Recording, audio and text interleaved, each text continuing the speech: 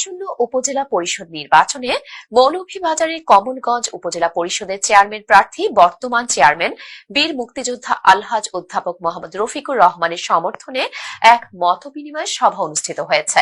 শ্রীমঙ্গল ও কমলগঞ্জ উপজেলা থেকে আমাদের সহকর্মী পিন্টু দেবনাথ জানান, বুধবার দুপুরে কমলগঞ্জের জেলা পরিষদ অডিটোরিয়াম উপজেলা আওয়ামী লীগের সহসভাপতি খন্দকার আহমেদ হোসেন কুটির সভাপতিত্বে ও যুব নেতা তারিকুজ্জামান সুমনের সঞ্চালনায় বক্তব্য রাখেন কেন্দ্রীয় আওয়ামী লীগের সাবেক কার্যনির্বাহী সদস্য ও উপজেলা পরিষদ চেয়ারম্যান প্রার্থী বীর মুক্তিযোদ্ধা অধ্যাপক মোহাম্মদ রফিকুর রহমান।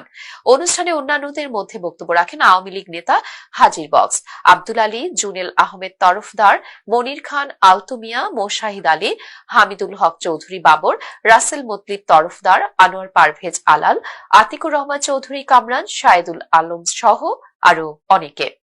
অনুষ্ঠানে চেয়ারম্যান প্রার্থী অধ্যাপক মোহাম্মদ রফিকুর রহমান বলেন, কমলগঞ্জ উপজেলার সকল উন্নয়ন কর্মকাণ্ডে আমার সম্পৃক্ততা ছিল।